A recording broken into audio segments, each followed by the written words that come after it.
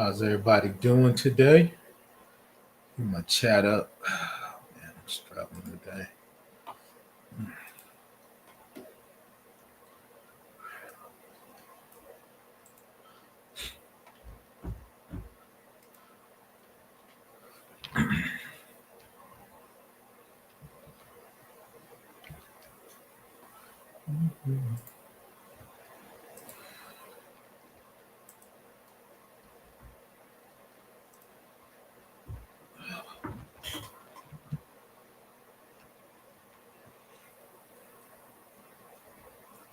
How's everybody doing today? Let's see. Thanks for joining me, Chris. Oh, good evening. Shout out to Chris. Definitely in the GRC Mafia family. Come check us out at the GRC Study Hall. Let me check on my LinkedIn. You know, I always be really struggling on LinkedIn, so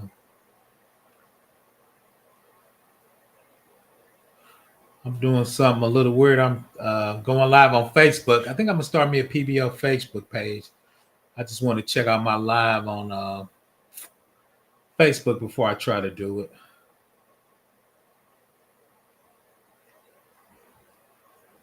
Let's see what my LinkedIn is doing. I struggle streaming on all the platforms. Let's see. Boom. There are eats. Let's see, man. Let's see. There it is. IRS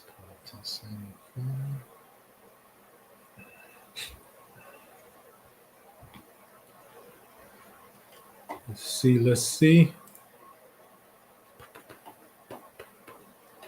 I think we rolling. Ooh, man. See one, you can hear me.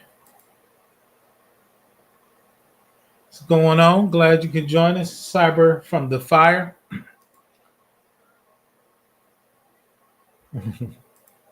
That is broad. We're gonna touch on it's broad, but long story short, with the federal, state, and local agency, they get data from the IRS, right? So you got state, and local taxes. So all of that plays into the federal tax world. So we see it.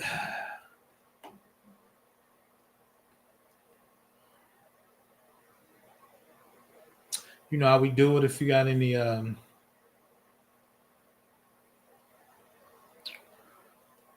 IT or cybersecurity questions, just drop them in the box and we'll get to it. And so let's roll today.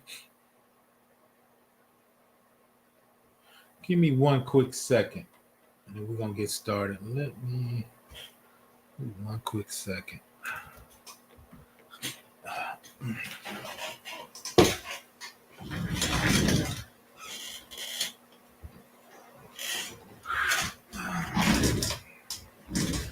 Feel like I was struggling with my shirt. So let me put on another quick shirt and we can get to rolling. Once again, if you got any compliance questions, actually, most people know me. This is one of my favorite compliances. I think it's a hidden compliance a lot of people aren't aware of. My last couple of jobs actually goes around IRS Pub 1075, the kind of that world. Dropping stuff now. We gonna get it together though.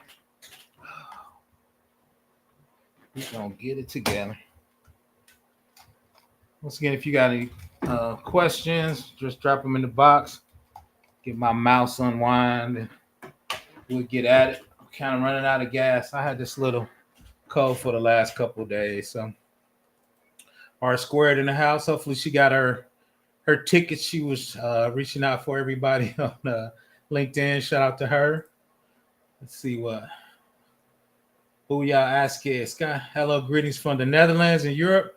I came across your channel a few days ago. Very much impressed. Please keep selling what you do. Thumbs up all the way. I appreciate you, man. If you got any questions, just drop them drop them in the chat or check me out at professorbblackops@gmail.com. I've been sick. I didn't answer my email in a couple of weeks, so everybody got to give me a little grace. But shout out to the Netherlands and in Europe. So congrats on your tickets. I saw you out there trying to get them. So let me peek at my LinkedIn and we're going to get started. Once again, that IRS Pub 1075. We're going to check it out. Let's see. Check out my LinkedIn.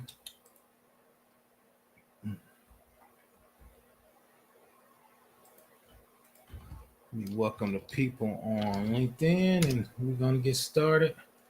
Let's see if that flows over to my YouTube. Yep. People want to reach out to me on LinkedIn. That's young PBO when he had hair. I need to upgrade my picture. So come check me out and sub on me on LinkedIn if you want to reach out. So let's get started. Once again, GRC compliance. We're talking about IRS publication 1075, tax information security guidelines for federal and state agencies. That's what we're going over today. So let's get rolling. So this is kind of our mission statement. Provide taxpayer top quality service by helping them understand and meet their tax responsibilities. The Office of Safeguard, mission of safeguards to promote taxpayer confidence in the integrity of the tax systems by ensuring confidentiality of information provided to federal, state, and local agencies. Safeguard requirements to identify and mitigation of any risk of loss, breach, or misuse of federal tax information, aka FTI. The vision is to serve as a trusted advisor to our partners, which is federal, state, tax vendors, and all those, ensure they have full understanding of insight into the FTI requirements and their full risk profile, obtain consistent and timely guidance from a single voice, and receive service and support the alignment of their risk profile. All right, and we're going to talk about this. IRS Pub 1075 sits on top of NIST 800-53, and we're going to dig into that much. Most people know I love NIST 800-53, so that's kind of how I transitioned from NIST 800-53 to IRS Pub 1075. So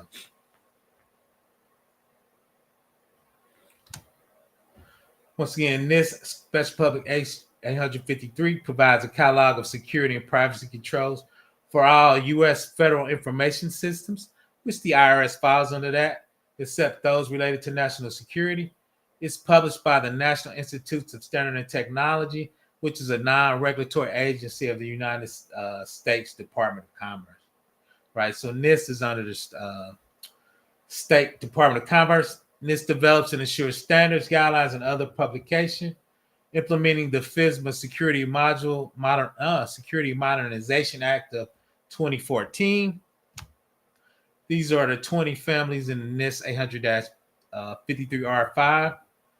Access control, awareness training, audit accountability. You see them, you can read them, right? There's a ton of those out there. Let's see, where y'all peek at those. I was going to reach out.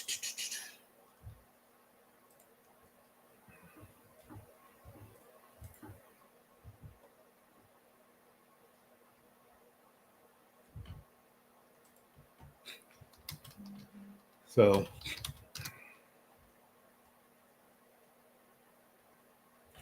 again, let's keep rolling. I am going to see if there's anything. Shout out to Keep It Techie for joining me. Shout out to Before the Billion. Salute. Been checking him out, doing great things on LinkedIn. So congratulations. I saw you out there. Trying to get a little substance in there for this little code I got. So once again, IRS Pub 1075 sits on top of NIST 800-53 R5. These are the 20 security families that relate to R5. And I have a video really delving into those. So we're just going to touch on them a little bit today. And if you look at the family, the security family, AU is audit 4, which would be audit, storage, and capacity. So AU, they have subfamilies. So this is the subfamily. So audit -4 is the audit storage, once again, capacity. Base control levels allocate audit record storage capacity to accommodate. See where it says assignment organizationally defined audit record retention requirements in there. Organizationally defined is IRS, FBI, which would be CGIS, HIPAA, HSS would be HIPAA and hospital. So that organizationally defined for us is going to be the IRS. You see there on the sub control for that. One is offload audit records. One again, the time frame is organizationally defined frequency. So let's look at that. So so once again, if you look at NIST, the AC1, you have the organizational level, organizationally defined personnel or roles, frequency right there of -2. So what is that organizationally defined? So this is the IRS part where they match up. So remember it said personnel. So at the top it says develop, document, and disseminate. The IRS says designated agency personnel. Remember what it says, organization defined for times. So policies every 3 years, or if they're significantly changed, or procedures should be reviewed every 3 years, or if they're significantly changed. So let's kind of go back. So right here it says organizationally defined. So the IRS is going to give you what those parameters are. So they put them in bold. 3 years review for your policies and procedure. And the personnel will be designated agency personnel. So that's kind of where the NIST 800-53 and the IRS Pub 1075 link together. I get a lot of people asking me that about NIST is what is that organizationally defined? So with the IRS, that in bold is what they define for those frequencies or personnel. They give you those requirements once again in the IRS Pub 1075. So I think that's the link a lot of people miss. If there's any questions, salute to my man again. Let's keep rolling on that. So once again, that's in bold as your organizationally defined. It's cool because they put it in bold for it stands out. So once again, IRS Pub 1075, federal tax information safeguard is critically important to the continuously protect taxpayers confidentially as required by RC 613. FTI includes return or return information received directly from the IRS. So the question I get a lot of times is, if you have a state tax and it has an SSN, and you have a federal tax return that says SSN, what's the difference? So if I get a state tax return and I get the SSN from the state, that's a agency data.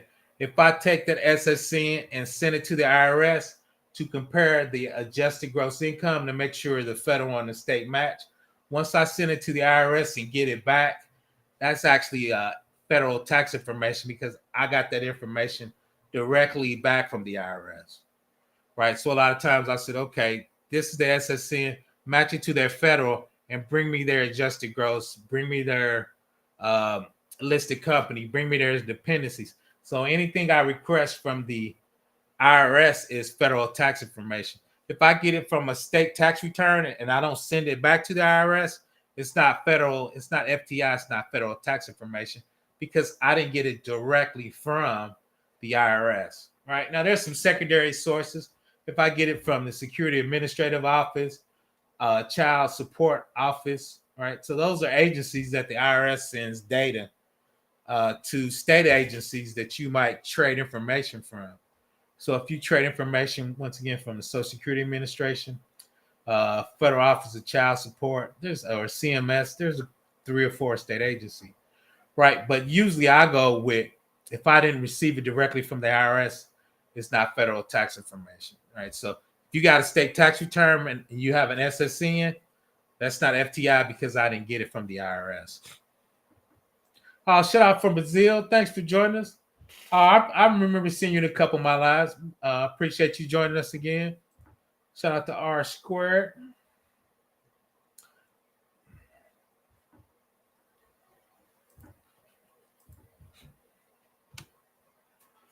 So this is a big one. Safeguard reviews a safeguard review in a in an on-site or remote or combination of hybrid evaluation. So every 3 years, you get an on-site or a hybrid review of your systems, and we'll talk about that. Look at your system architecture. We're going to go through about 20 special requirements from the IRS, but once again, they will do an assessment. If you're a state agency getting federal tax information, or if you're a third party, we always talk about risk assessment. If I work for the Department of Revenue and I have backup software vendor or SaaS vendor, if I have somebody printing my tax returns out, bulk print, they matching the SSN and the zip code to save money. Those are third party agencies that work for me that I need to do a risk assessment on. Right, on-site reviews, disclosure enforcement specialists, cybersecurity reviewers, SCR, management office will conduct an on-site evaluation of security and privacy controls implemented by the agency and all supporting parties. Assessment techniques include, but not limited to, visual inspection, observation, interviews, and document exchange, and automated scanning. Remote reviews, disclosure enforcement specialists, cybersecurity reviewer, and management officials will conduct a remote evaluation of security and privacy controls implemented by the agencies. Once again, they do screen shares, which is digital escorting. That's a weird term. Digital escorting means we just do a screen share and I'll watch you. Teleconference, video enabled software. We did a lot on Teams, so we did that every year. So when people talk about assessments, reviews, going over policies and procedures, I used to do that yearly when I was a consultant at the state. I used to assist in that. We had a killer CISO and a killer compliance director that I reported up to, right? But once again, I used to get that experience working with different teams. So. Let's see what regime. How period numbers issued by the IRS to taxpayers that were victims of fraudulent identity theft managed. I don't specifically know that, Regine. I need to dig into that. I did see that. The crazy thing is a lot of times the IRS tells you to do stuff and they're not even doing it. They used to send us files that wasn't encrypted. I used to go freaking bananas over that.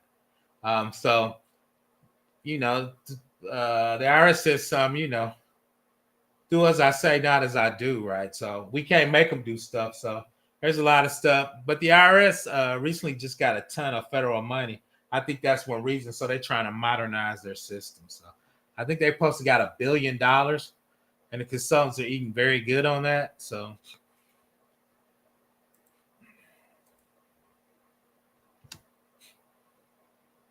a preliminary security evaluation, PSC, would be held to determine the scope of the reviews. Shout out to Chris Whitlock and my man Caesar. Dr. Finesse. The electronic flow at FTI will be discussed to provide review of team with thorough understanding, location, and use of FTI throughout the agency infrastructure. During the call, the primary point of contacts will be introduced. The scope of the review will be determined and assessment logistics, right? So in your kickoff meetings, we always talk about how do you get the scope. So a lot of times and we'll talk about that. We're going to bring up a data flow diagram of what's going on. And we would talk to the development team, the integration team, the staging team, people in charge of papers, signing people in, office visits to the data center, production systems. So we would come up with the scope in the kickoff meeting. So these are the services we looked at in the box. We're going to look at your production system. What's your policies for these systems? Can I see your Nexus scans? We'll talk a little bit about that. What's your findings, critical or significance from these systems? So how do you come up with a scope of work and how you do that? That's done through a kickoff meeting. So shout out to the GRC study hall. They're doing some real world assessments and how you do them. So one of those we're going to kick off with a PSC or a pre-meeting or a kickoff meeting, and how would you go through the architecture. Here's one of my favorites, right? And me and Chris Whitlock talked to this. When you got a virtual desktop, how's that set up in your data center, right? See, they got failover, data center 1 to data center 2. They got virtual application, virtual disk, hypervisor, right? So we know what that is with your VMware. Then you got your firewall and load balancer. So we would say your FTI data would come through your client system, what data centers it hitting, what VMs is hitting, what databases in the data centers hitting, right? So once again, we will walk through that on a kickoff call and figure out what's our scope of work going to be. Right. So if anybody got questions, put them in the chat. I'm not feeling the best, so let me know if I'm rambling. But we always talked about kickoff scope. How do you come up with that? That's the way you would come up with that. Walk through where your files come through. Data centers are in, virtual desktops. Right here, we're talking about the virtual applications, the virtual disk where you're keeping the data, and the hypervisors. Right, because you're taking them one big machine and you're virtually strapping it across, running different apps, Shout out to Keep It Tech. He's always talking about different VMs and different solutions in Linux, one of my favorite OSs. Hold on that to the regime. We'll talk about it when I do the bring people up. We can dig into that PIN number a little deeper. Once again, here, and we're going to talk a little bit more about this, is your architecture. How do you design it and do what's the kickoff meeting? What's your web tier, right? You got your public subnets, your private subnets for your application, and what kind of databases are you using? I had a meeting with a young man. We were talking about DR, COOP, right? So these are different data centers. USC 1A, and that's US 1B. Those are different data centers. So when you're load balancer, you can have different EC2s, Docker, EKSs, Kubernetes. So are you spinning those up? At the bottom, are you using a relational database, master slave, or are you using Aurora where you just have disk and it's replicating across your different regions and your different data centers, right? It costs a little more, but it comes up, super easy, and it replicates your data. You don't lose any data at all, maybe a couple of seconds, right? But that's going to cost you more in your DR business continuity plan. But from data architecture, where's your data coming in? What are they spinning it up? How many data centers you have? Once again, what's your disaster recovery and what databases you're using in your DR plan, and what's your RTO and RPO? How much data can you lose or not lose? We're going to talk a little bit more about that security architecture, what you need to look at from a GRC perspective. A lot of times I don't do architecture, but if somebody spin that up, I have to be able to say, is this going to meet IRS Pub 1075? Shout out to Chris Whitlock. He's into that CMC life, right, which is DOD. HIPAA and high trust if you're in health and hospital, right? So you should be able to look at an architecture and say, this is compliant for X. Or this is 90% compliant. I need to do research on the top 10, right? The thing I wanted to do, which I'm behind the years almost, so work on my Docker and my Kubernetes from a GRC perspective. I'm a little weak in there, right? So what does that look like from an IRS Pub 1075 perspective? And once again, once we scan our infrastructure using Nexus, Rapid7, or Qualys, it gives us these findings for IRS Pub 1075. Critical potential impact is critical if the vulnerability has immediate adverse effect on the confidentiality and integrity of it. Significant potential impact is significant if the vulnerability can be expected to be severe or imminent adverse. Moderate if the vulnerability could be expected to be demonstrable, adverse, effective, and limited. All right. So usually if you got a critical, you get a critical finding. I think it's 30 days, 60, 90, and 120. I'm pulling that off the top of my head. I need to double check that. But when you get those findings and you go through your CAP, your continuous access improvement process, when you have these, they'll tell you when you need to have these fixed, right? So you will put these on a POAM, which is basically a project plan of when you're going to fix it, what resources you're going to need to fix. And a lot of times, too, how much money is that going to cost the organization for you to fix it? Right? A lot of people forget GRC is when you fix stuff in 5 findings, people's got to fix them. Sometimes you got to stop your development on that until you get those fixed. A lot of times, if you don't fix them, the IRS might give you data, then you might not be able to fund your state or do whatever project you need to do. Right? So when you do that, this architecture, and you do a qualsys scan, this is what's going to come out of it. So you got this architecture. You can do a qualsys scan or a Nessus scan, or inside AWS they have AWS config. It's going to come and give you these findings: critical, significant, or moderate. And once again, criticals needs to fix in 30 days. I think significant was 60, 90. Then moderate was like 120. So a data breach is not limited to occurrence uh, where a person other than an authorized user has potential access to FTI by means of the network intrusion, a targeted attack that exploits website vulnerability. Some of the common examples of a data breach is a laptop or portable storage device is lost or stolen. Probably once a year when I was at the States, somebody would get their car broken in going to dinner because their laptop was in the back seat, right? So most of the time, though, if you have BitLocker on, you didn't have to report because that data was encrypted. Email containing FTI is inadvertently sent to a wrong person. Probably once every 6 months, somebody wouldn't pay attention and send FTI data that wasn't encrypted to the wrong person. Boxer documents with FTIs lost or stolen during shipping. A third party overhears agency employees discussing FTI. The user with authorized access to FTI sells it for personal gain or disseminates it.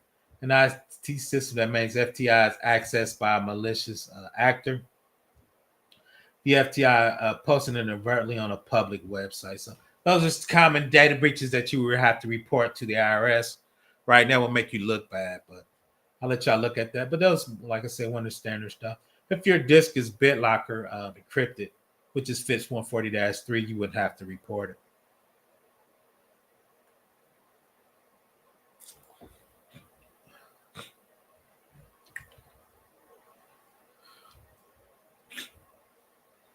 Shout out to Space Tacos for joining us. Shout out to Dr. Finesse. We were just talking about you a little bit. So definitely check him out on the GRC study hall. We were talking about doing some assessments, and these are some of the findings coming out your assessment. I'm going to get with you, Dr. Finesse. I know I got you in the queue, so I've been down a little bit. So if you take this network architecture, security architecture, and you do a nexus scans using IRS Pub 1075, you'll get these findings. You have some critical, significant, moderate. Critical, you have to fix within 30 days. Significant is 60. I think moderate is 90. You put those in a poem, right? So when you're going to get those fixed. If you got a breach, these are common one. But I didn't put it in there. I didn't put it in there. Is you have a data breach and a data leakage. So what is data leakage? Data leakage means we have an FTI, an internal system, but that system is not authorized to have FTI. Right. So we have it in Teams, using it in team storage. Certain work areas are designated to have FTI, but if it goes into a work area that wasn't designated FTI, meaning you have external people that can get to that work area, that wouldn't necessarily be a data breach. That would be a data leakage, right? Teams is hard to do FTI, but we put it in the wrong work area. Right, so that would be data leakage. Now, it'd be a data breach if somebody external logged on there and see it. But if we look in the logs and nobody actually logged on there to see the FTI, that will be data leakage because it's in the work area that is not approved or authorized to have FTI. But if nobody looked at it, once again, that'd be data leakage, right? So it'll be up to your management if they wanted to report that to the IRS. A lot of people still have data centers. So this is one of the, you see it right there, secure perimeter. Perimeter is enclosed by slab-to-slab wall constructed of durable material and supplemented by periodic inspection. The security room is a room that has been constructed to resist forced entry. The entire room must be enclosed by slab-to-slab wall constructed of approved material, masonry, brick, or concrete. Badged employees during business hours, if authorized personnel serves as a second barrier with FTI non-authorized individual. The authorized personnel must wear picture identification badges or credentials. The badges must be clearly displayed and worn above the waist. A security container storage device, turtle case, resisted to force penetration and lock. So a lot of people still have internal data centers or keeping um, login servers, print servers at their location. If FTI is going through those devices, you would need to have a slab to slab constructed wall. And these are the requirements for your internal data center if you still have FTI on prem um, collecting that data and what you need to do that. Oh, shout out to the wave, my space taco. So let's keep rolling. Whew, man, how about make it to the end? So these are some of the policies and procedures. Shout out to Dr. Finesse from an FTI perspective. So you would need a background investigation. Policies and procedures require employees, contractors, and subcontractors with access to STI. FTI must have a background investigation completed.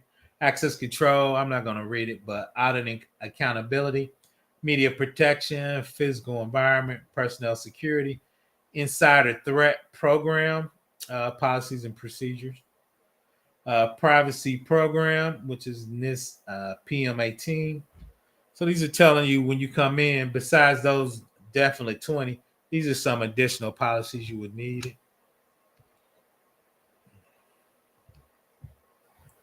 And that's the one we looked at. And for your security background, a big one right there, C1 is FBI fingerprint background review of the Federal Bureau of Investigation fingerprint results conducted to identify possible suitability issues.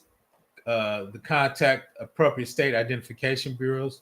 Uh, History in all 50 states, not only current or known past residency. Check your local law enforcement agencies where the person has lived the last 5 years. Check citizenship and residency.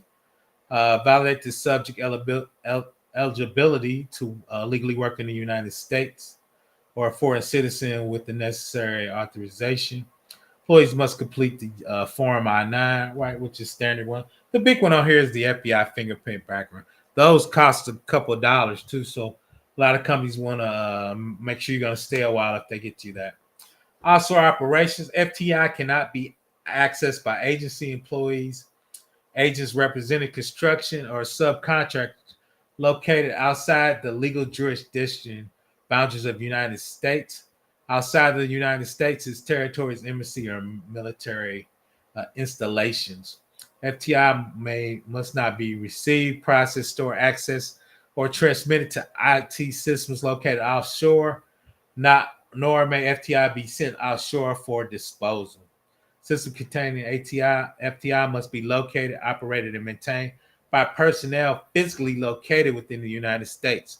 This prohibits foreign remote maintenance, foreign call centers, help desk, and should follow IRS Plus 1075 requirements. Agency may need their employees to travel international for business purposes. During international travel, batteries of agency managed or bring your own devices or mobile laptops must be removed from the battery power mobile device, separated from the device within left unattended. SIM cards must be removed and stored separately from their device to employ them when entering non-United States customs. So those are just some of the unique requirements of the IRS. Um, Once again, they don't want you to be reviewing your data offsite, which a lot of people are trying to have chase the sun. A lot of people have foreign people overnight looking at their stuff, but for FTI, that's not permitted.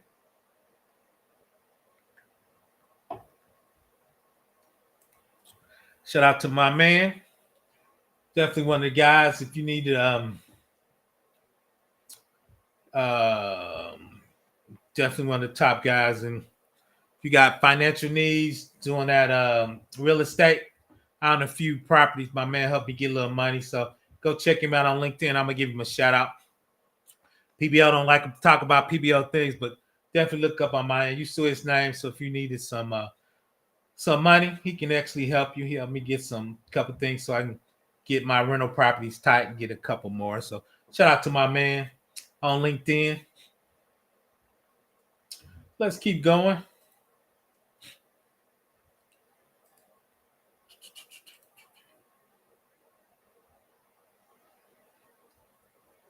Ooh, let's see.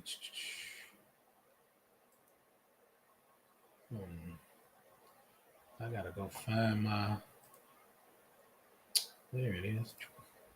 So put any questions if you have in the chat. The big one too is shredding. You see it right there. It's almost dust, so it gets expensive to shred. Most people, we have a third-party vendor do the shredding. Destroyed paper must be using a cross-cut shredder that produce particles that are 1 millimeter times 5 millimeters, 0.04 of inch, zero point 0.2 of an inch size or smaller. Pulverize and disintegrate paper materials. Use a disintegrator device equipped with 3-32 of an inch, 2.4 millimeter security screen. If shredding deviates from the above specification, FTI must be safeguarded until it reaches the stage where it renders unreadable through additional means such as burning a pulp. So, like I said, usually most companies they have an outside vendor. You just need to make sure your outside vendors are shredding at that level. The crazy part is they're gonna charge you a little extra because those are super fine shredders to do that. We always talk about the cloud. So you're talking about AWS, Azure, Google, Salesforce. So to use a cloud computing to receive, process, store, access, protect, or transmit FTI, FedRAMP. So if you look at AWS, Azure, Salesforce, they are FedRAMP. The FTI may only be introduced to cloud environments that has authorization by the JAB or federal agencies. Onshore agency must leverage vendors where all FTI physically reside in the system. We talked about that. Located within the United States. Physical description. Agency with cloud provider must provide a complete list of all data center addresses where the FTI will be able to receive. Everybody know I'm an AWS guy. They give you that in the sheet. So you know where you failing over to what regions. They give you the address to those regions. That encryption, FTI must be encrypted within the cloud. All mechanisms uses encrypt FTI must be FIPS 140. And the latest version of 140 is 140-3. Same thing for data encryption at rest. If the agency is able to encrypt data in transit at rest using the latest FIPS 140 certified solution and maintain some ownership of encryption keys, preventing logical access to the cloud service providers. The safeguard will consider this a logical barrier and will allow data types with restrictions to move to a cloud using FIPS 140-3 certified encryption at rest examples.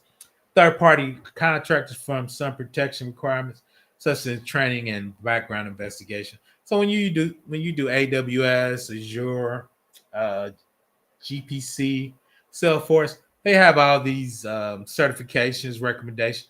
Their staff has the 45 data training. Before you go to the cloud, you got to let the IRS know that you're about to move to the cloud 40 days prior to actually transmitting FTI to the cloud, right? So those are some of the requirements when you dealing with FTI data when you go on the cloud that you need to give the vendor or your internal staff. So other requirements in all your service level contracts, you got to have IRS Pub 1075 language in there. You got to have data isolation. Software and services that receive and transmit and store must be isolated within the cloud environment so other cloud customers sharing that physical or virtual machine can't see it. Right?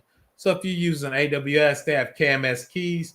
So when you write data to that shared disk in the VM, it's written with your key. So if even somebody got to your data, they don't have your keys, they couldn't read it.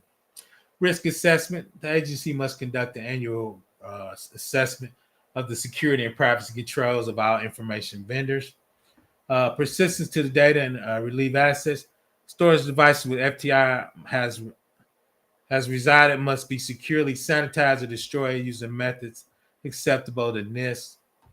So a lot of times, if you're taking your server and you're destroying the disk because it's old, or you have disk or floppy or USB drives, you can shred it. we talked about the sharing requirements, or you can degauss it, right? So in um, the cloud vendors take care of that for you.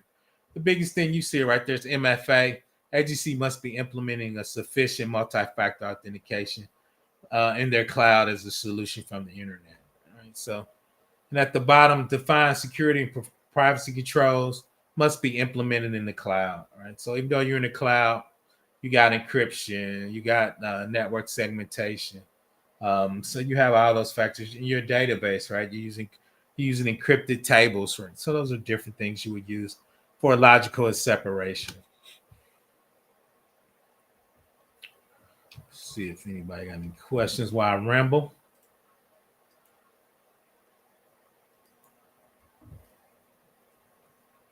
Let's keep going. So you see at least privileges. Employ the principle of least privilege, allowing only authorized access for users or processing acting on behalf of users that are necessary to accomplish assigned tasks. And if you the other part, once again, remember these are based on this 800-53. The other cool part is they have enhancements, right? The authorized access to security functions, authorized access to security functions to explicitly authorized access to security function deployed in hardware, software, and firmware, security related information, right? So authorized access. So how do you give your privileged users access to see certain information, right? So that's in control enhancement. The other part of that is non-privileged access for non-security functions. Require the users of system accounts or roles with access to security functions, including but not limiting to establishing system accounts, configuring access rights. So, what do they believe is a non-privileged account, and what do they believe is privileged account? And the cool thing is, you see the last two is IRS defined prohibited accounts with administrative privileges, including local administrative rights, form web browser and other internet connections outside the local protection boundaries, such as risk. You need acceptable writing by the agency CISO, right? So a lot of times people ask me, well, why do you use the IRS Pub 1075? A lot of times when I go on different smaller companies, I handpick what I want to put in there from this because it explicitly tells you what those are. Once again, the last one, IRS defined. Block accounts with administrative privileges, including local administrative rights from access to emails, unless such risk is accepted in writing by your agency CISA.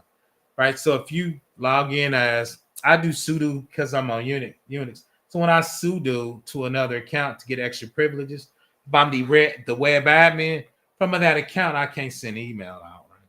Because if you do, right, it'd be easier to do phishing attacks, welling attacks, different types of attacks if it comes from a local administrative account.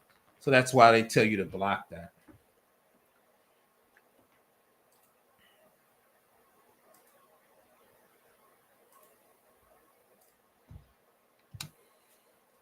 Here's some records retention. You see over here 5 years for formal agreements,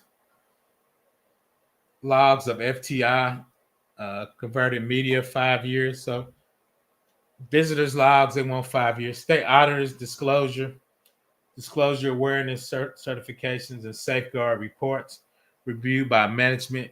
So there they want just the most current SSR must be obtained. But a lot of times this takes a lot of disk space, especially for the logs. If you try to keep 5 years of those, then for the actual data, they want you to keep 7 years, right? So a lot of times that could be a monetary prohibitive trying to keep all that data, right? So once again, I just want to hit some of specifically of the IRS requirements when you talk about IRS Pub 1075. What's the difference between that and this 800-53, right? And once again, how they actually work together. And that's what I'm going to hit right there. So that's the NIS 800-53. You see where it says organizationally defined frequency, organizationally defined official and frequency. Then when you go to the Pub 1075, the official is the agency official to manage the access policies and procedure.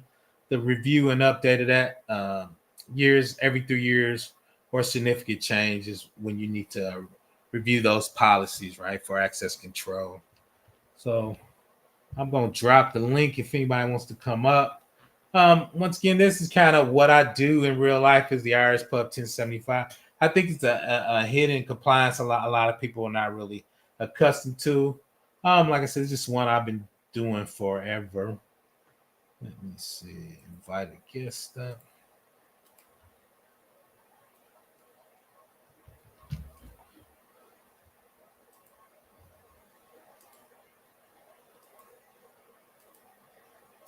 So that's the link if you want to come up. Let me put that on my LinkedIn too. We'll check on my LinkedIn since my man Gaddy can come check me out.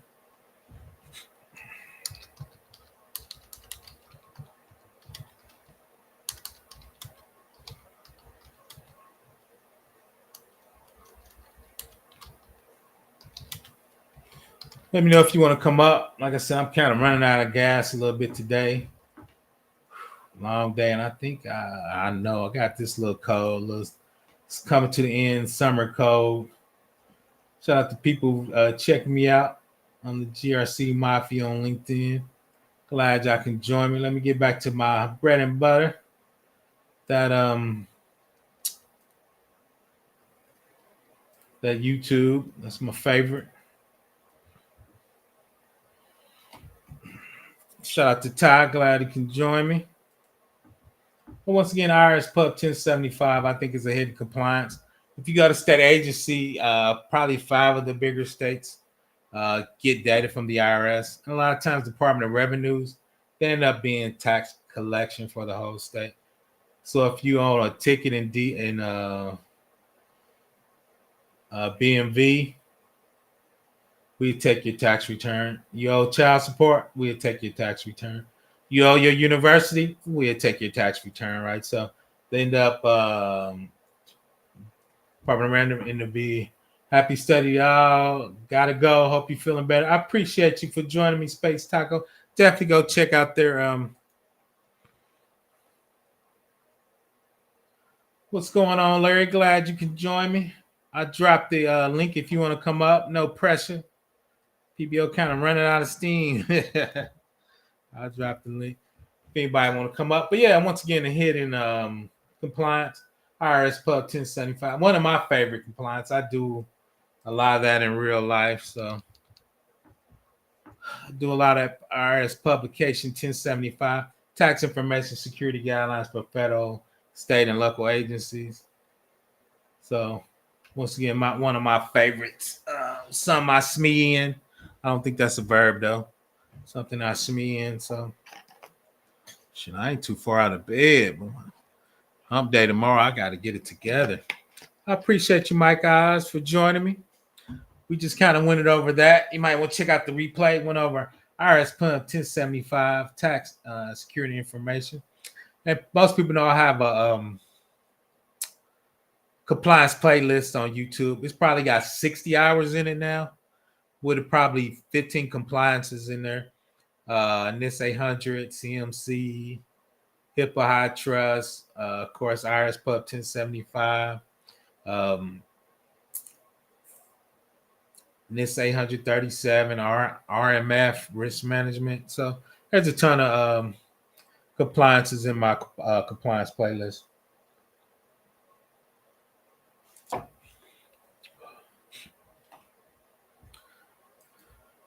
Salute to my man Casual Economist for joining us. There's a link if anybody wants to come up. Like I said, I think I'm going to bed in about 10 minutes. Now, shout out to the team, GRC Mafia. Most of my lives go at least an hour and a half, 2 hours. So it'd be a little different to get one in an hour. So I think that's what's gonna happen because I'm barely moving today. My pharmacy says something was going around. So once again, you see it right there. IRS Pub 1075, tax information. And what does that look like? A lot of tax RPs are coming out this time. The IRS put up, I think, $1 billion modernization for different tax systems. So I see a lot of people bidding on that work and getting that work. So hopefully it's out there for you to get.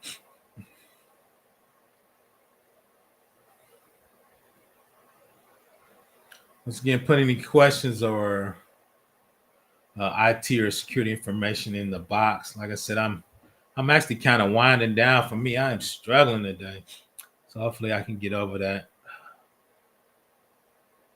So if anybody got any questions for me, oh, I heard you. Let me find you. I got this new. There he is. Shout out to Before the Billions, man. Hey, what's up, PBO? How are you doing? What's up, man? I've been following you on LinkedIn, doing big things over there, man. Keynote, and shout out to the new Keynote. We see you keynoting over there, man.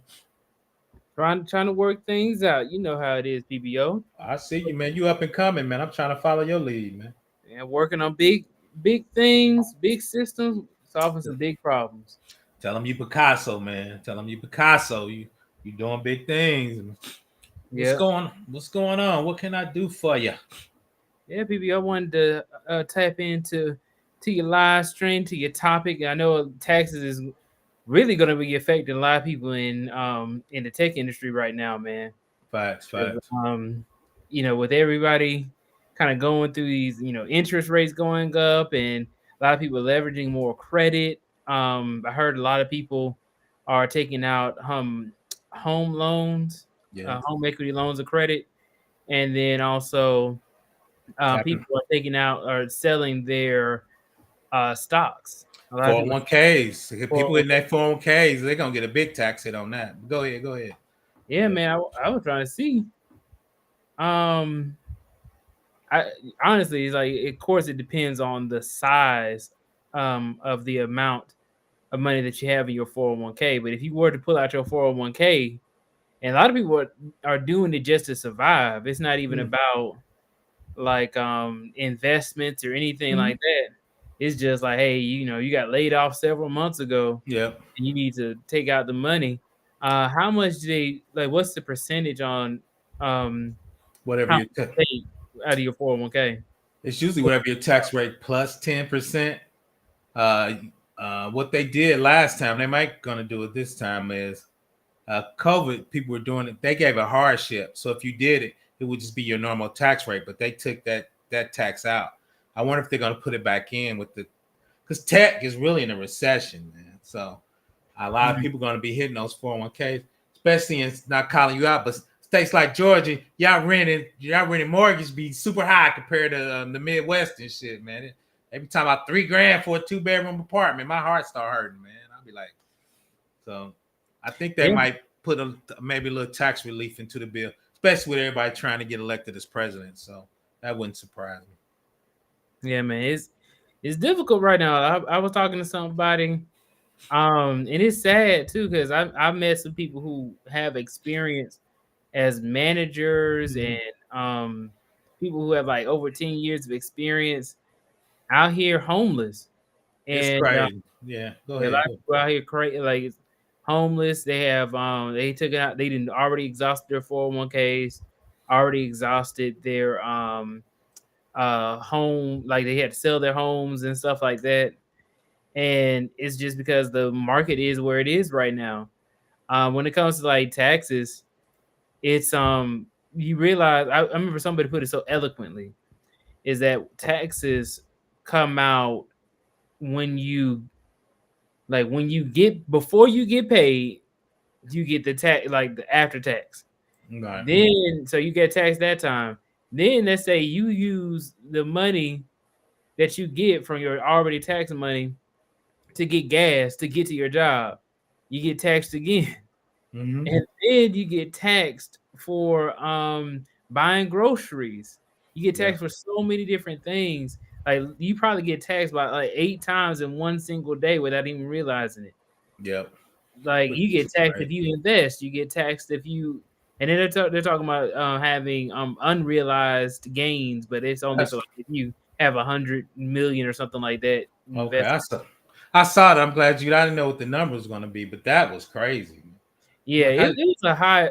It may not be exactly 100 million, but it's like a large number. Like most people wouldn't be able to, get that. But just bringing up the fact that tax is extremely integral to how we move as a society. facts. And I forgot to tell you, man, I went to a cybersecurity summit earlier today.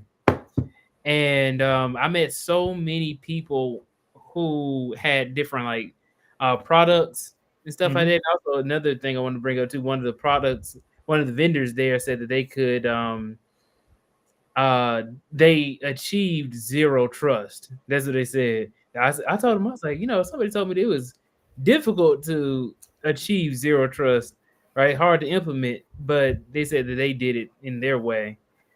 But they brought up GRC and Mm-hmm. all these different compliances that they follow, like PCI, Mm-hmm. FedRAMP, Mm-hmm. um, HIPAA, and CCPA, GDPR, all these Mm-hmm. different compliances.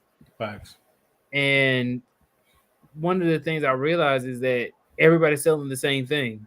Same thing. Everybody's selling the same thing.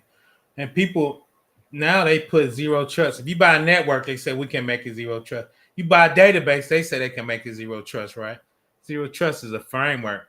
And Yeah. if you start a brand new company, you might, but most people got legacy systems. So if Mhm. you bring your legacies to zero trust, that makes it a lot harder, right? Because you're not starting from scratch. Yeah. PBO, can I ask you something? Always, man. What Always. is your thoughts on Amazon telling everybody to go back into the office by Well, 2025? we know what that is. Amazon owns a lot of real estate, so they need to pay for that real estate, right? Mm-hmm. And two is we already know companies now have the leverage, right? Employees have the leverage, so you could do now. They got the leverage. They said we need you to come back in this office to pay for our real estate. What you gonna do about it? Nothing. You gotta go back in the office. I don't like it. PBO ain't never going back in the office, but right, they got leverage, Yeah. right? So They laid off all them. I had a conversation with somebody. I did an interview 2 weeks ago for the company, and the hiring manager was letting me know. I asked him a question of why is it that you chose, this company to work for? Like, what's the benefit of working here? Why do you like it so much? And what they said was, I had the opportunity to go to work here or to work for Amazon, and they decided to work at the company they're working at now, because of the feeling of impact that they would have, oh yeah. because it's a smaller company Mm-hmm, mm-hmm. than Amazon. But he told his wife and kids that, hey, he chose this position. It makes way less money, Yes, but a few months later, he heard on the news that Amazon laid off over 100. I think it was like 100,000 people or something like that. It was some large it number. was something crazy like that. I think it was. It was over a couple years. Like they laid out 31 year, then 21 year, then like 35 the next. It came out to about 100. But I think Amazon had like 140,000 people for a while, or maybe 240. They had some crazy number. Yeah, man, it was a lot. He's like, thank God I didn't go through it. He got lucky, man. I interviewed with him. I think I got lucky too, man. Because like Yeah, three man. months later, they were laying out. I almost interviewed. Well, I ain't gonna say I almost interviewed with him. I have a connection who works at AWS, and he said even though they have an Atlanta office, they have an office here in Buckhead. Mm-hmm. He said, "Hey, man, I can advocate for people to get jobs here." He's a technical account manager or something, or talent account manager, whatever it is, right? And a recruiter. So he said that he can help people get into AWS. Just let him know. And then the only thing is that they want you to move to Seattle, Washington State. That's crazy. So I said, man, I don't know if I want to move there. I ain't never heard no good things about Seattle, right? Like, No. other than like the rain. That's Yeah. all I ever hear. Like, if you want to climb up mountains. Yeah, I heard that too. I ain't going there either. Yeah, I was like, and if it's a place I have to move to, let it be someplace that I would want to live. You in the spot, man. Everybody want to come to the Yeah, Georgia ATL, man. I may be moving though, man. I may be moving if they you know, like I'm interviewing with this one company right now, and they're requiring, like, if I do get the job, they require you to move, and the money, like the money is not any, it's actually the exact same as if I had stayed in Atlanta. Okay. Okay. So I was saying like, well, is it beneficial to uproot your life to move to a place that you don't really want to live to make the same amount of money that you could make where you are with, so that's what I'm trying to figure out right now. Like I said, it's you young. I mean, hell, you can move back in a 3, 4 years. But I understand, that's the stuff you gotta weigh, right? What's the benefits of you going? Is it worth it? Like you said, Hmm. uh, so is it gonna work for you? Is it gonna work for your family? What you giving up and what you getting, basically, in it, right? Yeah, Is really is the outcome of that. So, yeah, but that's what I'm thinking. It may just be that I had to kind of get out of this market per se because it's kind of oh yeah, oversaturated. no, I feel you. No, Yeah, that's true, man. It gets everybody wants to go to the ATL in Georgia, so like you said, it gets saturated. A lot of people in there, then it just kind of, and there's a lot of tech startups there, which is good and bad. So, yeah, they have out here Atlanta Tech Village, Atlanta hmm Tech Park, Tech Stars is out here, Invest Atlanta. So they have a lot of different people who invest in tech startups, but like, yeah, a lot of VCs out here. hmm But a lot, it's difficult from what I heard to get money in here in Atlanta. oh yeah, because it's the competition. So for fair, what's your thoughts on that? You see my screen? Is it safe to to get in tech? I say it is. You know what? I say it is because tech is broad. If you get into cybersecurity, Facts, facts, facts. I'm trying to make that transition right now too. No, I feel you. It's Because it's a little safer. cybersecurity, I was talking to Textual Chatter about that. He was like, "Man, I don't know what you're waiting on, man. You need to go ahead and get into cybersecurity." Facts, man. I agree with Texel, man. I'm gonna have to have him interview me again, man. Shout out to Yeah, him. yeah, man. He was like, "Yeah, you need to go ahead and Yeah, you right get there. into cybersecurity." I said, "Man, I have the skills for it." You right there. You right where I was. I went from programming, which is kind of data engineering. Then I went through securing those systems. Otherwise, top 10, application security, because you understand the databases, the web server, app server, and you know, and I can send you stuff, when you're ready to learn how to secure those, which is application security's big. They just Mm. call it, a platform engineering, I think is they're calling it now, but you got to secure it too. So I'm like you. Um, I think it's safe to get in. You got to be really judicious how you get it in. You got to have a plan of how to get in, Mm. right? Tech, cybersecurity, what part of tech you want to get in, the hotter parts of tech to get in, right? So, Yeah, cybersecurity always gonna be there, man. Because facts, facts. it's almost like if they don't hire more people in cybersecurity, you're gonna have issues like CrowdStrike, Oh, where like, facts, it's like negligence or something like that. Like they're gonna feel like you negligent if you don't invest in, or right? like Ticketmaster, like how you said Oh yeah, PBO, like that's it's snowflake. negligent. That's negligent. They were super negligent. But shout out to my man Larry. That's what I did. I was consulting in the public sector. I was in government. Larry actually works in the public sector. Shout out to him. So it's a little more secure. Mhm. So I definitely recommend that getting those state governments and federal governments if you can. And two is like we were reading in there. A lot of times they want you to be U.S. born. You got to get a security clearance. You got to get a background check. Those are barriers of entry to keep that market tight. So if you can get in there with those credentials, really easy for you to get the job. Casual Right. economist to my man B2B. I moved to Seattle, had them hit my line. Right. I mean, well, right now what's going on, and that's with AWS and Amazon, because they just made a mandate saying that everybody has to go back into the office. So, if you want to move to Seattle, cool. Just, they are actively, and I think what's going to happen is that they laid all those people off, and then more people are going to leave, and then making the market even more saturated. Facts. Because if somebody from Amazon applies for a job, they get the job automatically. Automatic. They get an easy interview. Facts. How Facts. is your day? Well, 100%. if you go to a no name company, they're gonna ask you to go through the top 100 Python questions, Yep. right? Facts. So, actually, you know what, people, I want to ask you this real quick. Mm-hmm. So I had an interview, and they were saying that they had hired the wrong people, right? Okay.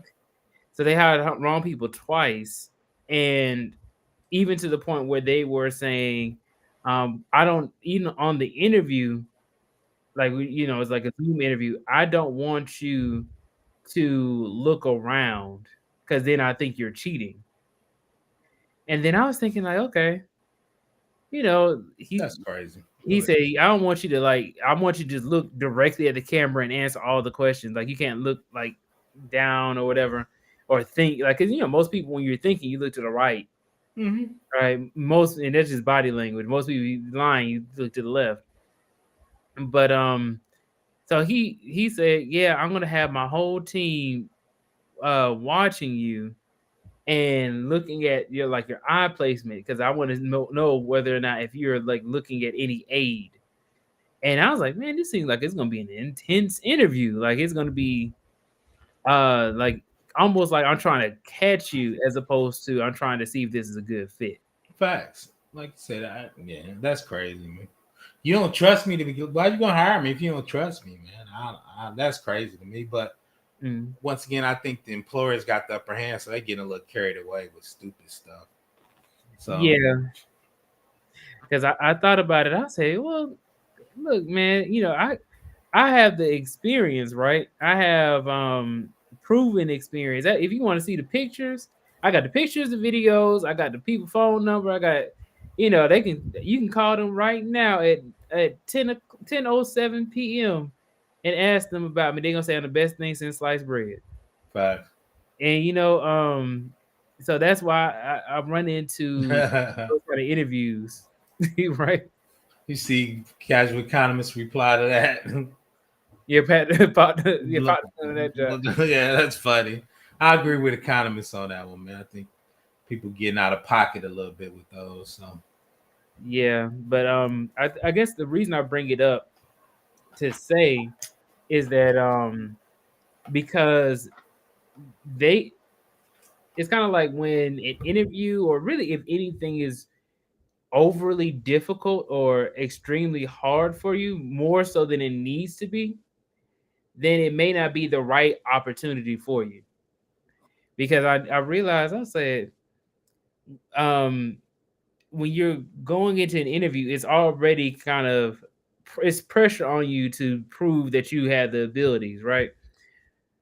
But some people turn it into like a test or like a quiz or something like that. That like you going back into school, and now you have to recite all the things you memorize about something, or you take the test and you had the study guide beforehand, and then you have to answer based off of the study guide.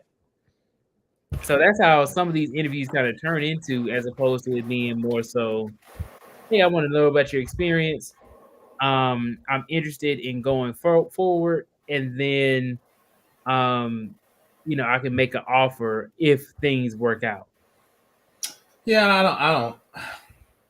I guess since I'm a senior, it's a little different, but I think you mentioned it, like you talked about. You need your top coding exercises, and you got to have this many rooms you cracked, right? So I think a lot of companies do that as kind of this competition, right? Mhm. A lot of times our interviews, like what you said, here's my experience, here's my skill set. Do you want to hire me or not, man? So I think Yeah. a lot of times when you're entry level or mid level, I think they get into, like you said, the coding challenges, how many hack the box exercises you can do, right? So Mhm. I think at those different levels, they move a little different. So Yeah. And I realized that your network is your net worth, man. right. I had met a few people, um And that's how I got the opportunity to get the keynote speech Mm-hmm. by just meeting new more and more people, and then give you more opportunities. Facts, facts. And usually, what's going to happen is, what I think is going to happen is that somebody from a network is going to be in the position to do Mm-hmm. hiring, and then Facts. that's when things will come up. No, I agree with that. I definitely agree with that. Um, like you said, as you meet more people, you're gonna get more opportunities. Especially at your age, you're really getting your your network up to a certain level too. Hmm. So now I think you're doing all that correctly. Appreciate it, PPO. What is the RHCSA? I think that's the red hat. Is that the red hat? If you Google it, it's the red hat. I think I don't know the room. No, he said for the red hat certification exam. That's what. Shout out to Keep It Techie. Okay, Red Hat Yeah, certified systems administrator. Okay. yeah. I'm thinking about getting that. I love Linux. I'm kind of self-taught though. As a web admin and developer, I only usually use about 20 commands though. So Hmm. I was thinking about maybe upgrading that a little bit. I noticed that a lot of people who are in cybersecurity right now are living in DC, Washington DC. Oh yeah, because that triangle, that's that government money. Everybody eats off of that. We talk about Okay. uh, Washington, Virginia, and Maryland area. There's a ton of government work out there. I actually get job offers to come out there all the time, but I ain't leaving my house, man. So, Mhm. but no, that's where a lot of that work is at. Okay. I think Larry's out there in the chat. Larry, you in the DMV area? I know a lot of people in DMV, man. Yeah, so I think Larry's in the DMV area because it's just hot out there, and all that government works out there. So if you get a security clearance, you can really dominate out there. So you see a lot Mhm. of people out there. See if Larry's in there. I Yeah, he think just it's responded. Anthony. Those who you know has become more popular. Yep, fact. Larry, you in the DMV area? If you want to answer that, you don't have to. But. Yeah, you know what's interesting? What he's just said, he's like, the who you know is becoming more just as important as what you know. Facts. And I was thinking, I was like, man, um, and it kind of goes back to like learning. So what I'm thinking is, because I do so many interviews, right? Mm-hmm. And every company is different Mm. because I got into an interview and then they said, hey, we really want you to know Python and SQL. I'm like, okay, Interesting. cool. So I know Python and SQL. I studied for it and stuff like that, and learned like the top, 50 questions of each, right?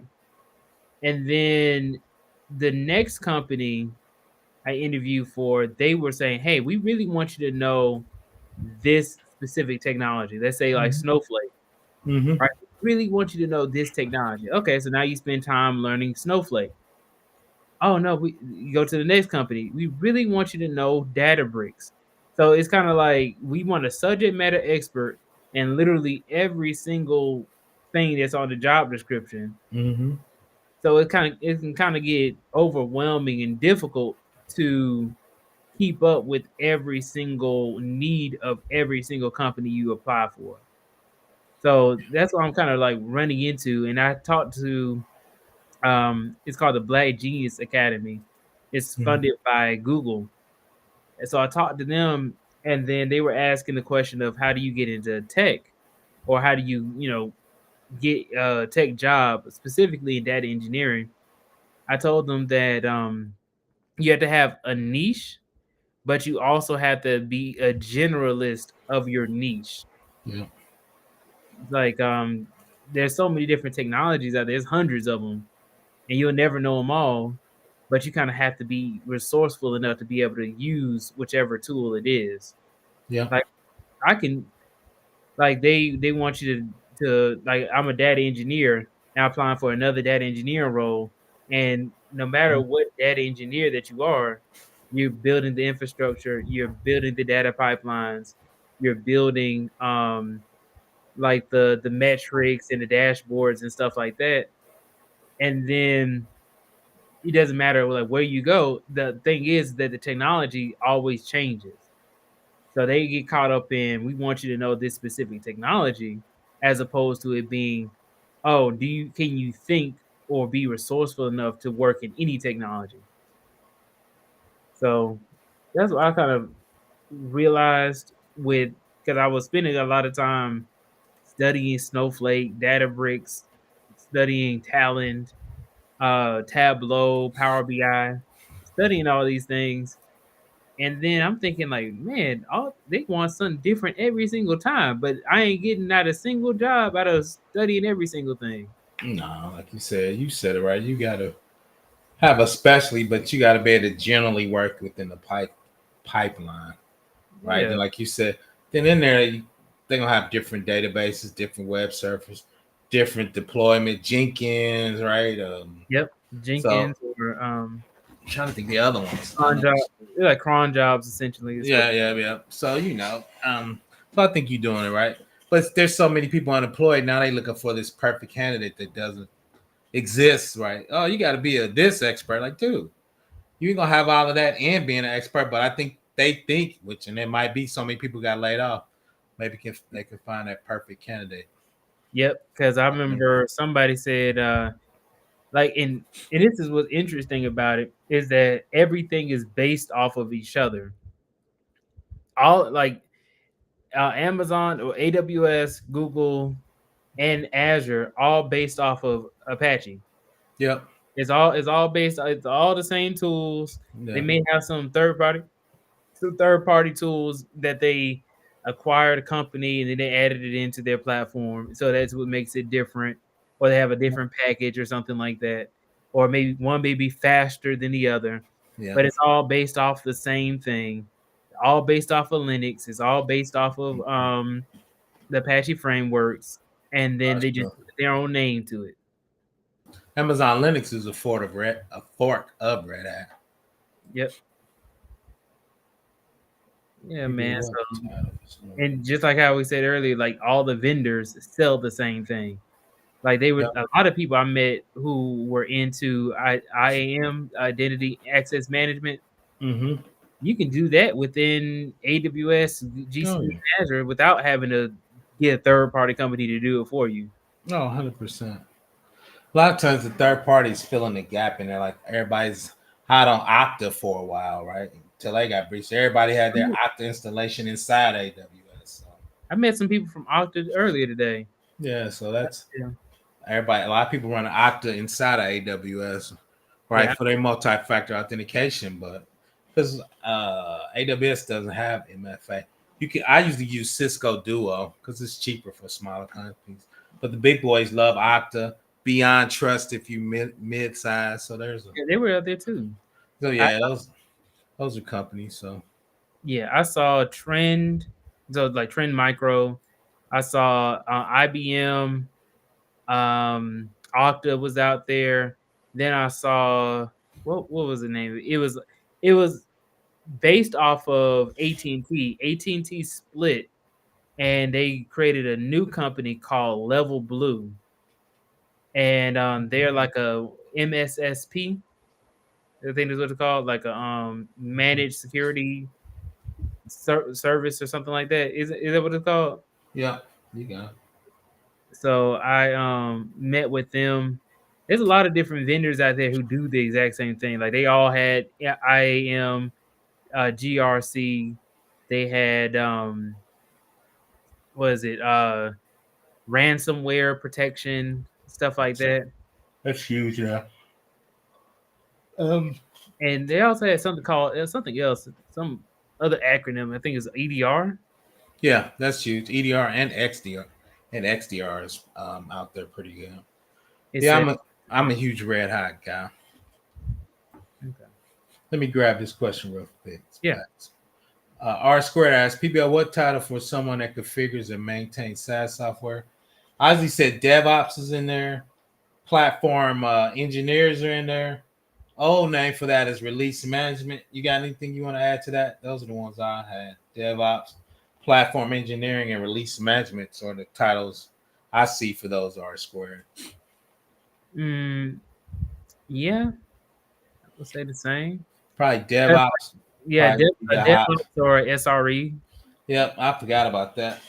SRE, I kind of don't put in there a lot because the only reason is it's in there, but site reliability is keeping your site up, right? I don't think it focus on configuring and maintaining software, but keeping your site up is definitely part of it, right? So if it's not up, you can't configure it and maintain it. Hmm. Um, so Yeah, I mean, I probably would go more DevOps. Probably would be the top. Platform engineering is in there. and then they have That's DevSecOps as well. yeah for the security of that. She didn't mention security, but I'm with you. I Yeah, just need to do the DevOps part of that.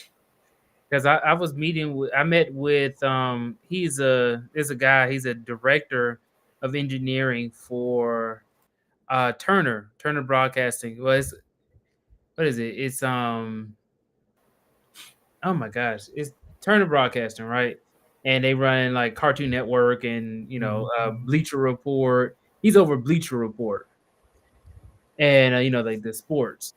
And he was telling his journey of like his get like the way he got into tech. He got into it an untraditional way, a non-traditional way.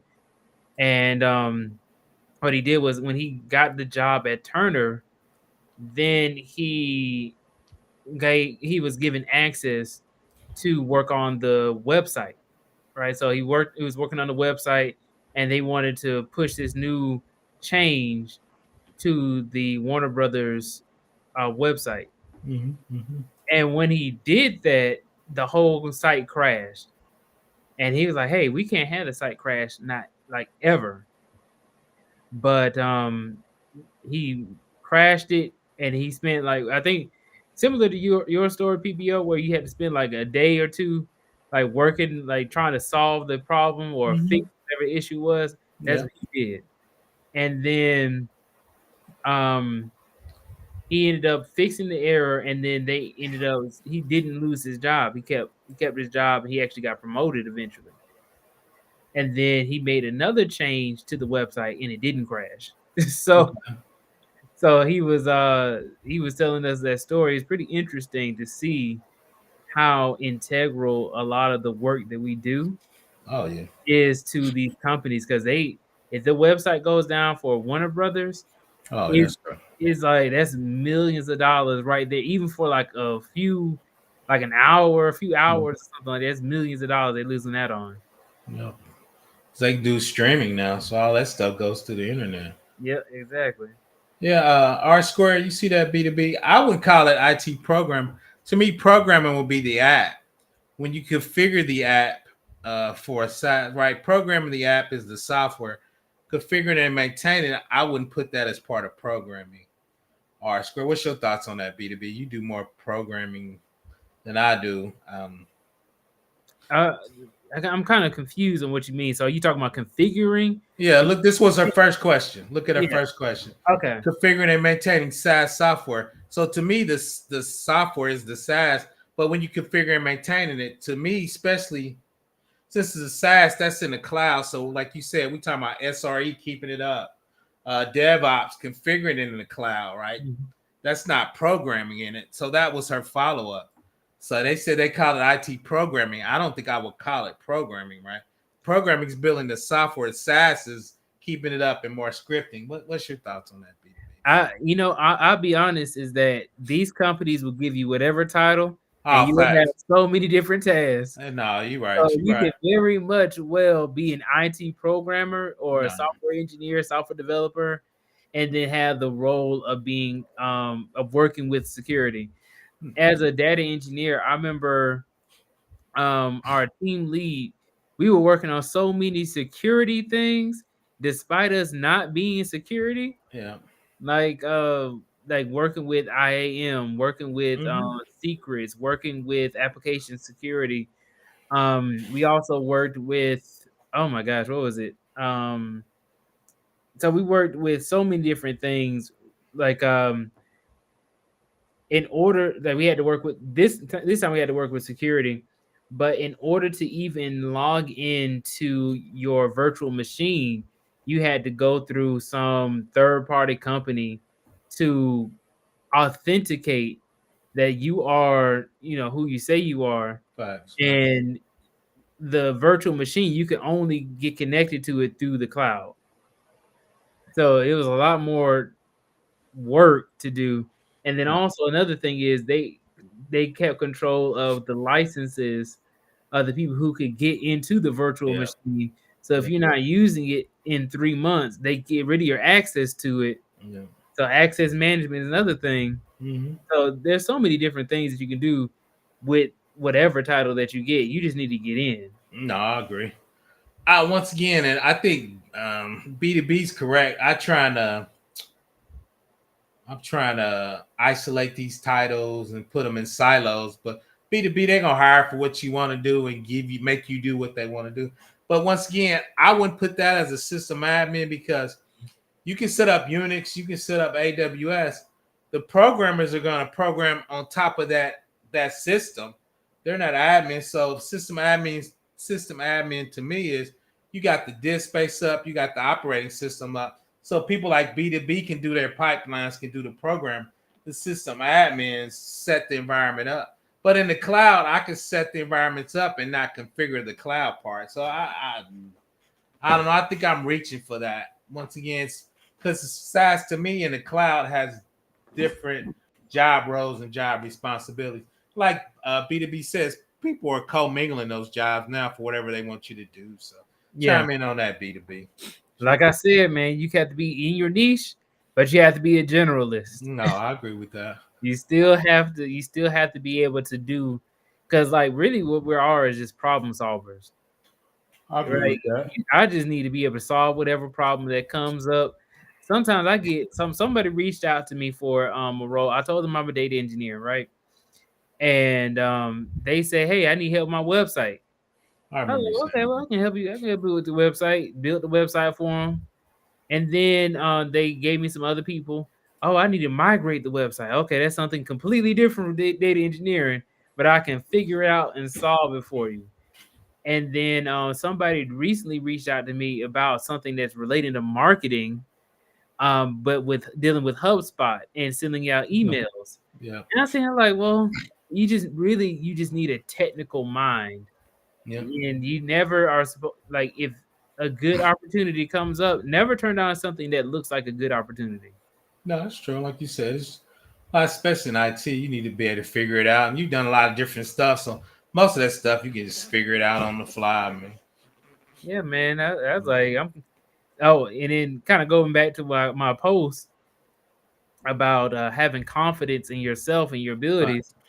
I'm like, man, I remember this guy like earlier today. He said, oh, the hiring manager really loved your resume, and he looked at it. He said, oh, okay, this guy he seems like he got some great experience, but the experience he has in Java has been some years ago. So I want to see is he actually confident enough to work in Java? And I told him, I was like, man, Java is the first language I learned. I can do this with my eyes closed. Yeah, And Python and Java based off of C. They the same thing. 100%. Just Java just has more steps. Yeah, 100%. So I told him, I was like, hey, look, I can do it. People, I can do it so well. People will pay me to do it in a Right, production environment and right. put all their money at risk to put me in the position to change their code to make them more money. I No, like facts. I made them millions of dollars before, and I can do the same thing for you. Oh, that's it, man. You ever heard of Aviro? You see the screen? I ain't never heard of that. Let me see. Aviro. It's talking about Avro. It sounds like Yeah, I'm messing it up. I ain't it's never heard like of that. it says. No, sorry. They are running an unpopular vendor management system. No, never. That's something different. Avro is like a file storage type. Yeah, Um, I ain't never heard of it, but Aravo. they definitely had lots of role titles and descriptions. Yeah, and see that's the thing too, is that sometimes on your resume you can have experience with something, but if it's unpopular, people will not resonate. They feel like it's unrelated to what they're doing. But like he says, it's a they say it's a vendor management system. You say you have experience with vendor management systems, but you don't say the name of the technology it is, right? Like on your resume and stuff like that. You say, like I even had to change my resume to where it doesn't say GCP everywhere. It says the Apache framework, because that's what it really is. So if somebody uses Apache, then they say, oh, okay, I know exactly what that is. But if they say, hey, we use AWS, but not GCP, which is not as popular as AWS, they won't look at me and say, well, you have unrelated experience. So that's essentially what I did. I had to change it up to make it as broad as possible. So if I have experience with a vendor management system, it doesn't matter what it is. They all work essentially the same. Just one is more popular than the other. No, that's true. That's definitely true. Good night, Regine. Thanks for joining. We about to shut it down because I am running out of gas, man. I am I feel tired, man. you, PBO. I feel you, PBO. Thanks for joining me, man. You wanted to shout out any last words? Yeah, man. I appreciate you for having me up as always. Um, I think that there's going to be a lot of changes right now coming up in the economy, Oh uh, yeah, especially with the election coming up, yeah, with yeah, these jobs doing, these different layoffs and yeah. return to office mandates. There's going to be a lot of big changes. I talked to a few people. They're going through it right now. People who have a lot of experience, and That's what we true. got to do is we got to go out for our opportunities. And I always tell people I'm going for the number one spot. I Facts, can't sit facts. here and wait for no opportunities. I gotta get it for myself because I know I'm gonna win in the end. No, that's good stuff, man. Everybody, like you said, don't let that imposter syndrome get you. You just as good as anybody out there. You got a lot of help out here. You can reach out to a lot of people. So you Yeah, definitely, like you said, coming for that number one spot. Want everybody to have a happy hump day. I got to get over this chest cold. It's tearing me up. I want have a happy hump day. If you need anything from me, B2B, always reach out to me, man.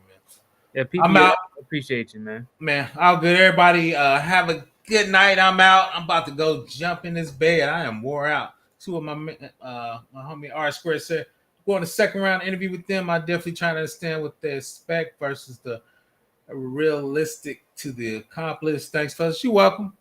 Um, Yes, sir. I'll just go get it, and you can always figure it out on the fly, man. There's a lot of good documentation. Hell, there's YouTube videos about everything. So Yep. once And again, I you got appreciate you. Gemini and Chat GPT. Oh, facts. A ton of stuff out here. I'm out. Everybody have a happy hump day tomorrow. I appreciate you. Eli. I'm out. Everybody have a nice day. Thanks for joining me. Check me out on the replay.